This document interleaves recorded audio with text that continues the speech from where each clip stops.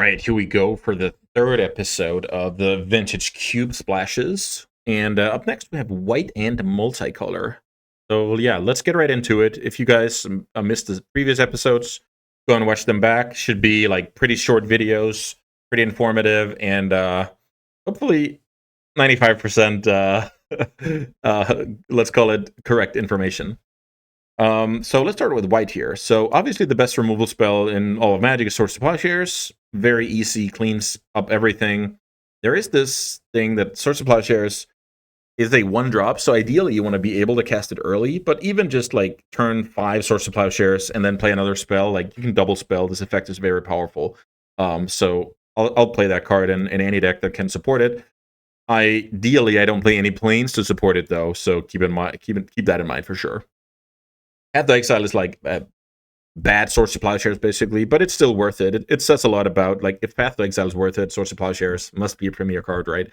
Dealing with anything at any time is good. And also, there's, like, in a pinch, you can, like, kill your own creature in response to whatever, a chump block or an opposing removal, and maybe ramp into something you need. So I remember doing that back, like, maybe 10 years ago at a World Magic Cup qualifier. I called it, like, Snake Shift, so I played, like, Coiling Oracle, and later I played Wood Elves as well. It's kind of, yeah, block your Death Shadow, ramp myself, win the game. A little bit of utility. Then there's this legendary card, Balance. So Balance is a card that excels when you can produce a lot of permanents that aren't affected by balance. So that would be artifacts, enchantments, and planeswalkers.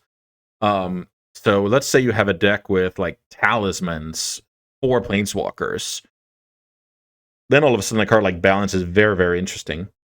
So yeah, keep an eye out for... I've had like numerous artifact decks that were like mainly blue, a little bit of green, and then I just splashed a Balance, or mono blue, splash Balance. This card is extremely strong out of artifacts. And also, let's say you play, I don't know, blue-red control, bunch of planeswalkers, not many creatures. You can just splash Balance and wreck a lot of people. It's a card that's either absurdly good in your deck or very bad a lot of the time. So yeah, quite polarized these days, but definitely worth keeping an eye out for whether, do I have a good Balance deck, right?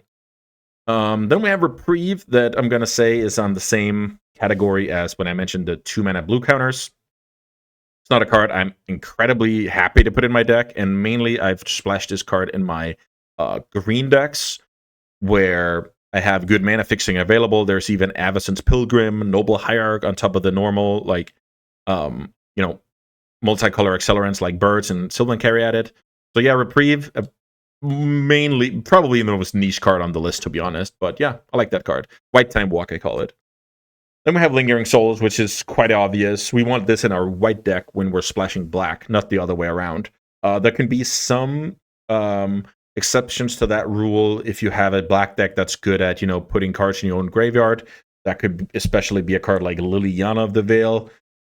Previous iterations, that's been like Pack Rat, stuff like that, where this becomes a card that makes Liliana non-symmetrical, and then you can play it from your graveyard with your main color. But mainly I'm splashing this out of white aggro decks, where this is a good card to break board stalls, good with Battlecry effects, good with Skull Clamp, good with a lot of stuff, right? Putting 4 flyers onto the table will do wonders against, green decks, or standoffs against red decks, or attacking planeswalkers, etc. So I'm happy to see Lingering Souls still being a relevant card to this day. And then we have Leyline Binding. It's a domain card, so it kind of makes sense. It's worth splashing. So this is a card that is basically only relevant because Triomes exist. Triomes are extremely good, so if this is just a 3-mana instant that kills everything, I like the card. If your deck can reliably do that, then I would play it. And if it's sometimes even a 2 or a 1-drop, it's just incredible. So yeah, Leyline Binding, I like that card, and it makes my deck pretty often, I would say. I'm also very willing to draft Triomes and fetches and stuff like that highly, so that does help a bit. So that was, as you see, white is not very deep when it comes to splashes off of the mono-white cards, but thankfully we have some multicolor cards that are worth splashing for. So Big Teferi here is basically just a card that if you get to untap with it, you very often win the game. So this card is going to be good in any blue deck that can play like 2-mana counters, Lightning Bolt your opponent's creature, a Fatal Push your opponent's creature, and then you play this Teferi, and if it survives, you're in very good shape. Also note that the draw ability on Teferi untaps 2 lands, so it plays very well with 2 mana counters. The best situation is like play Teferi, draw a card, pass the turn, untap, and then you have mana leak, mana drain, counterspell up, and you're just snowballing from there. Small Teferi is also a good one. Just, going to be a solid card in any deck that can cast it. The ability that kind of makes your opponent play Pokemon, which is where you can only do stuff in your own turn, is powerful. It's a good tempo play, so I oftentimes play it in my, white aggressive decks.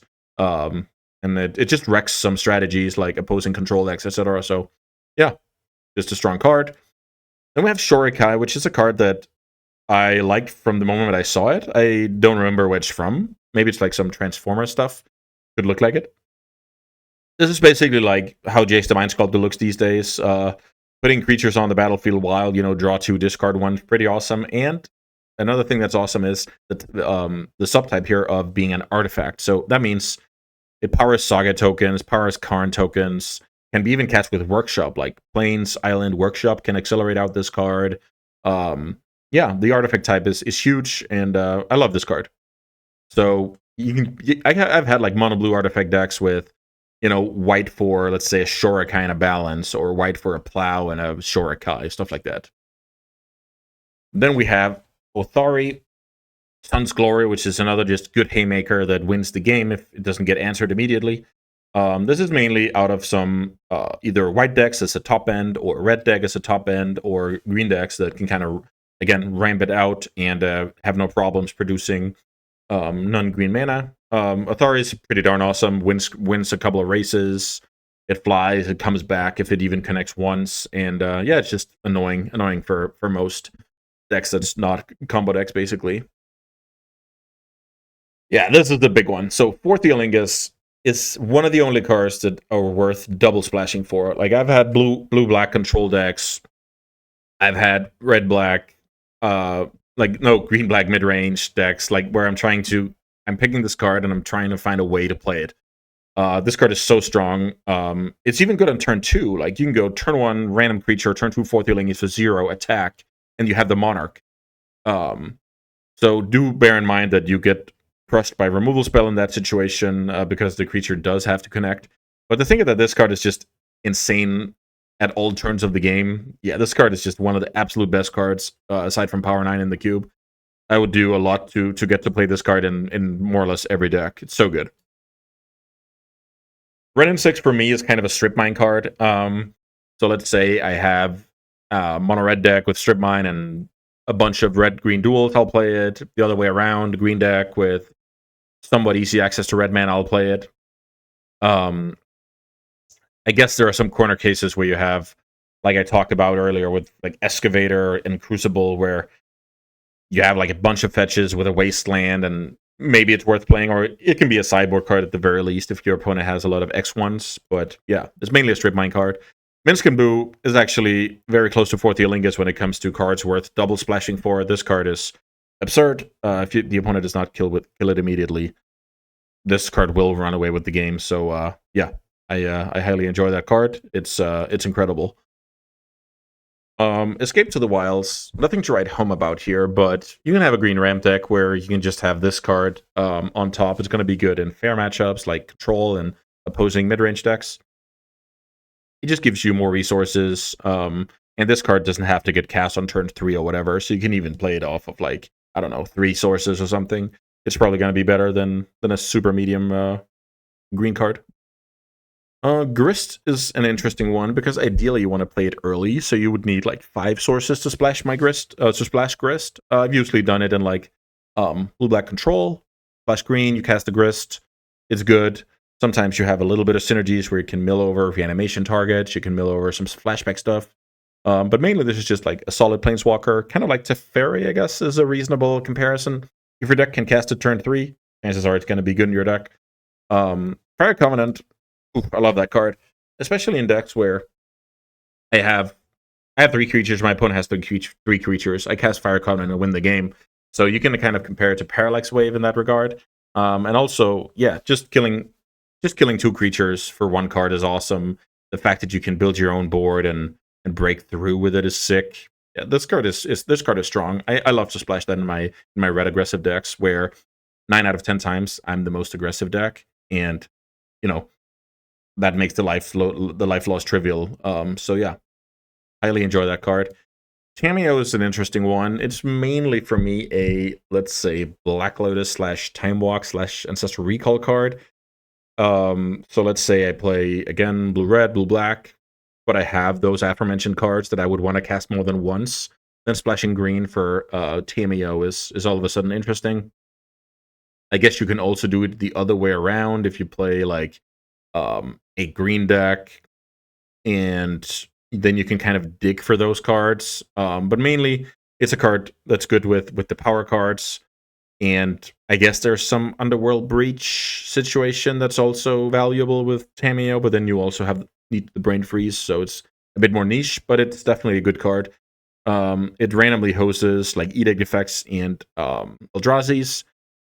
And yeah, so just when you play this card, you need to be pretty sure about what's in your deck, because choose an online card name, so you need like your full deck list. And maybe you also want to just mill yourself. You can bin some reanimator stuff, and yeah, graveyard shenanigans all over the place. Then let's move on to a couple of Dimir cards. We have Psychic Frog, which is a card that you want to be able to cast early, otherwise it's not really worth it. Like going turn 6 Psychic Frog is not amazing. So I advise you have a lot of blue sources if you're splashing blue, and a lot of black sources if you're splashing black. I wouldn't play this card without having at least 4 sources, but I would highly prefer having 5. And I don't want to play more than 1 swamp in my deck to enable it. This card is just good on its own. Maybe you have some synergies. You can like discard a big creature and reanimate, and it's going to be strong. That's like the main use for this card, I would say, other than just being solid on its own. Then we have Kaito, which is kind of the same as Psychic Frog. It enables some reanimation. It's good if it doesn't get killed. It can kind of snowball the game and draw cards. So you can call this poor man's Psychic Frog, but you have 1 more turn to get to the splash mana. Yeah, this card is just solid. Very comparable to Grist and Teferi when it comes to 3 mana walkers worth splashing. Then we have Fallen Shinobi here, which I actually played in the latest Mitch Cube tournament I played. I played basically blue-white with a bunch of like Malcolm, Fairy Mastermind, Ledger Shredder, stuff like that. And then I believe I had like a Surveil Land and a Water Grave, and a couple of fetches. And then I could just play Fallen Shinobi and do good things against my opponent. So I think you can, like, if you're playing against mono red, let's say, or mono white, like super aggressive, you can just sideboard it out, because this card, you need to attack with a creature, and you maybe don't want to do that, right? You want to maybe play defense in those matchups. So yeah, this card is quite strong, and the bigger your opponent's deck is, the better this card is. Up next are Izzet cards. We have Dak Fate in here. This card is not as good as it used to be, but it can still, steal Moxen, combo with stuff like Bowmasters, combo with Hull Breacher, combo with Narset. So let's say I play, again, blue-black, blue-green, whatever. I can splash red, and I can maybe combo with those cards. Dak Fate is good. It does wreck some decks, like steal your opponent's GT, win the game, steal your opponent's, I don't know, Palantir or whatever. Pretty cool card still. Third Path is a card that is kind of niche when it comes to splashing, but I have done it on a few occasions. If I play like blue-white artifacts, I have a deck with multiple cantrips, Monastery Mentor, Chrome Host Seed Shark, stuff like that, and I pick up some red fixing, then all of a sudden, Third Path is a card I would splash, because it's good with what else I care about the artifact soldiers, I care about chaining spells, so it's just a good plan B. You can also use it at plan B in a storm deck type situation. I don't think I would splash it in, like, let's say a red aggressive deck. It would need to be very specific. I would need, like, I don't know, Gitaxian Probe, Bauble, like a lot of stuff like that for this card to be worth it. A bunch of burn. But yeah, you could, I guess. Then there's Expressive Iteration. Not the best card to splash, but who knows? Maybe your blue-black deck has enough red sources. Maybe your mono-red aggro deck has enough blue sources, and then all of a sudden it's just a good draw to at any point of the game. Nothing special, but worth mentioning. Vindicate is a card that I will play in black decks with free white sources, or white decks with free black sources. That was free with an F. I think you need, like, 4 sources to play Vindicate. It's just a good card. The Stone Rain mode on it is surprisingly relevant, but most of the time it's going to be like a destroy planeswalker, creature, artifact. Like, it's just a very flexible card that makes it so you don't lose to random stuff that your color has a hard time beating. Vindicate is just, yeah, universal answer. Tidehollow Scholar is a card that is kind of tough to splash. The times I play it is when I have a mono white deck with a bunch of black sources. Splashing this as your only black card is something I have done, but most of the time it's like, oh, I also have a Thoughtseize, or I also have this Bitter Triumph or Dark Confidant or whatever. But yeah, Scholar is a reason to pick up black-white fixing when you're playing mono white. It's just strong. Take your opponent's best card and attach to a 2/2. Works. Fractured Identity is a card that used to be like a premier card in Cube, but these days with old cards and basically all decks being lower to the ground, this is not as good anymore. It's still very good and can crush some scenarios. So I have had this as my top end in mono white decks. I've had this in my control decks splashed. So yeah, this card is still strong. This card on turn 5 is impactful against 9 out of 10 cube decks. So look out for drafting white fixing if you're blue, or blue fixing if you're white. This is on a list of cards that's definitely worth it. Then we have good old Nado here, or it's not good or old. I don't know. It just crossed to PT, and this card is just awesome. The cube does have a few combos with it, but in general, this is just a good value card. If you have blue mana in your green ramp deck, you can play it. If you have green mana in your blue mid range or combo deck, you can play it. This card is just going to be solid. If the opponent does not do anything about it, it's a 3/4 flyer for 3 mana. And if you have just the slightest stuff that can kind of interact here, you start gaining value. If your opponent kills it, you get value. So yeah, just a solid card. There are combos with the card in the cube, and yeah, I would draft Nado pretty early if I see it. Very, very, very high potential. Then there's Oko here, another card on the modern ban list. When I say another, it's because I'm from the future. Oko is still just solid. It has too much text on it for 3 mana. I'll splash it in any blue-black deck, any blue-red deck if I can. I'll happily play it in my green ramp decks as well. And yeah, Oko is awesome. It deals with whatever. If nothing happens, you just, make a 3/3 every other turn and eventually overwhelm the opponent. So yeah, very good card. The life gain is good against aggressive decks. Just a card that's simply just too strong.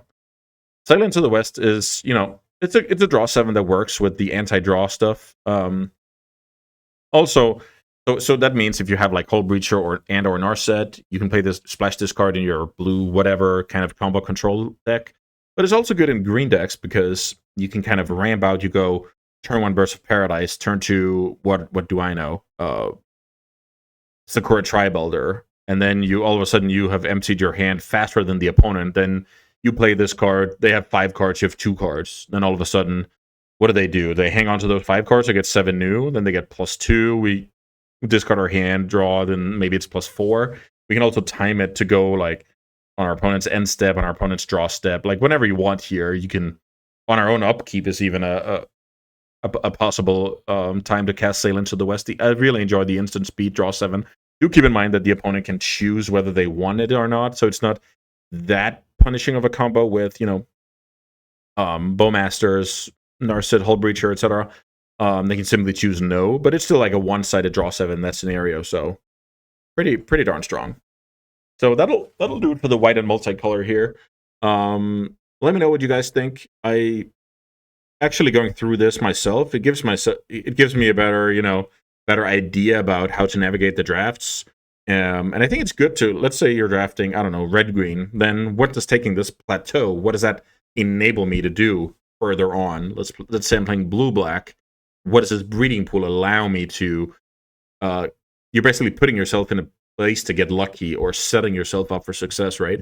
So this is a kind of my way to try and get an overview about what does speculating on certain colors actually mean, like what can it become in practice. And yeah, but let's hope I succeeded doing that. That's going to be it for today. Thanks so much for watching, and yeah, I'll see you next time.